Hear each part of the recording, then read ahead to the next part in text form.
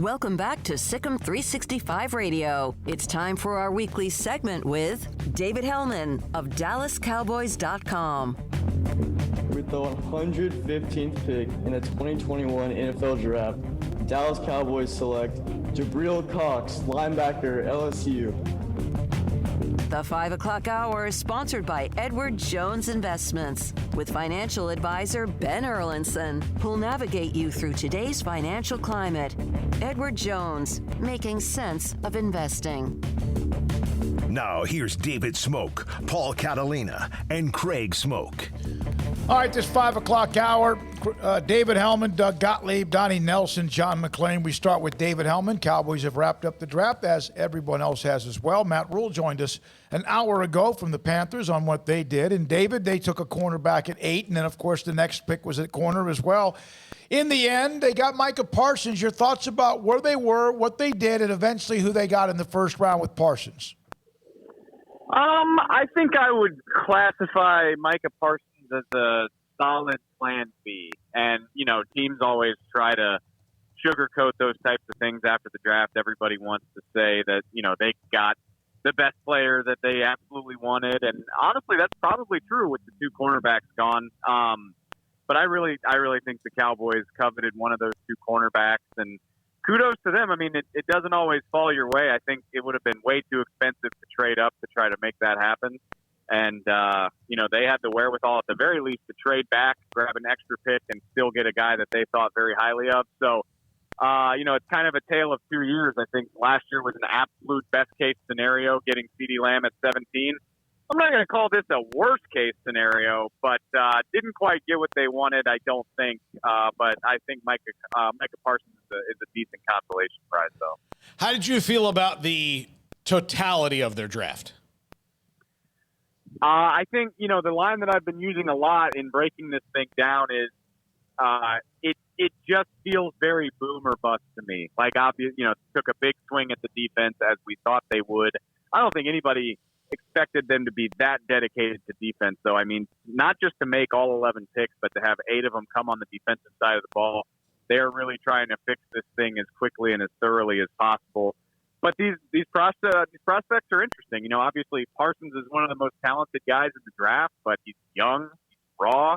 He's only played linebacker, I think, for 2 years of his life. He didn't play last season. And then there's the challenge of finding the best way to play him. You know, is he a pass rusher? Can he get to the quarterback? Is he a true off-ball coverage linebacker? Is he all of the above? How do you maximize that talent? The cornerback that you got in the second round, Kelvin Joseph, is extremely talented, but left one program and had issues at the other. So I think there's some maturity questions you got to ask there. And then, you know, obviously one you can't forget to mention is Josh Ball, the offensive tackle in the fourth round, who has domestic violence incidents in his past. So, you know, some risks, I would say. Some of it being from a play standpoint, and some of it being from a character standpoint, where if they're right about these guys, they might have really helped their team. And if they're wrong, we might be looking back in a couple of years asking or saying, you know, well, that's where they went wrong. So I think there's a lot of talent here, but I also don't think it's the safest draft they've ever had. So how were you able to slip the name of Jabril Cox past the Cowboys and get him drafted onto the team? How did that work?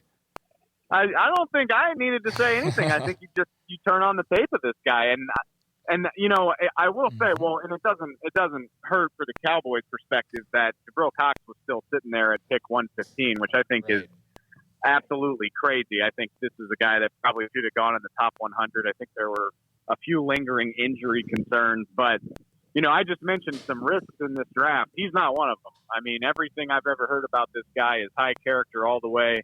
He's like a 3-time national champion and an all-conference player at North Dakota State. Decided that wasn't hard enough, so he wanted to test himself against the best. So he went to LSU and was arguably the only bright spot in one of the worst seasons in recent LSU history. So, I mean, you know, his track record speaks for itself.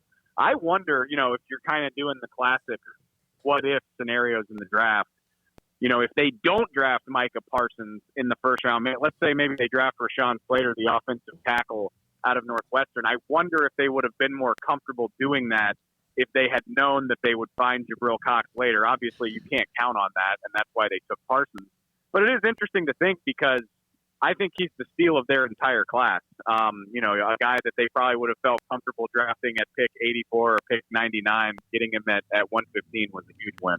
Does the drafting of Micah Parsons and then Cox, is that more of what may be the future of Leighton Vander Esch?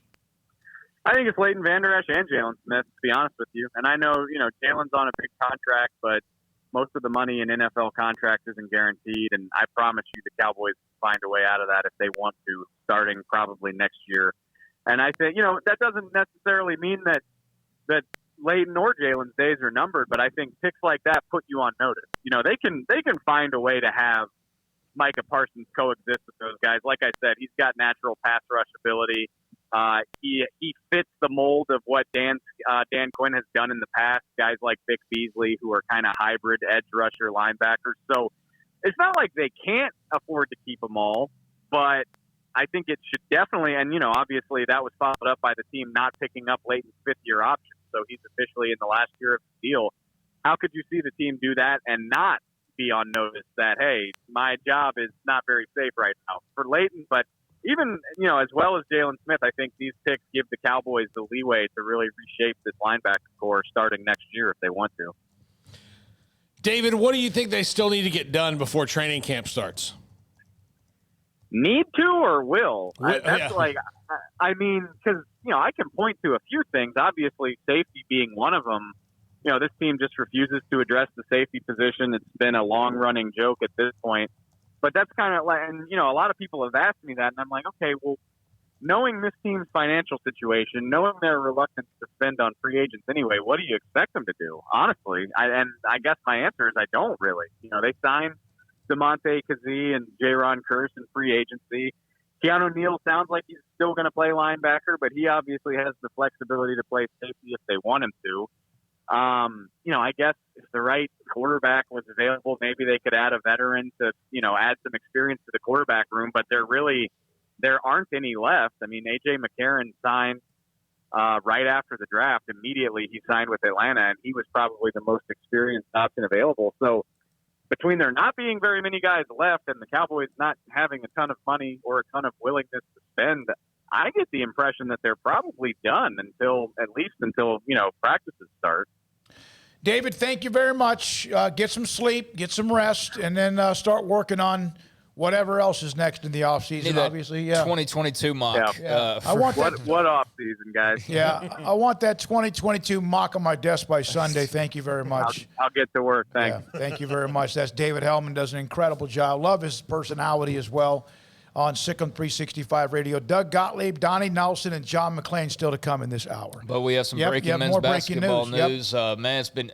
Take a look at my Twitter profile. Between Mark Vidal signing with Lil Wayne, you have Matt Rule talking about Aranda and the Panthers draft. You got Nikki Collin being introduced today, and now Baylor men's basketball has added another player.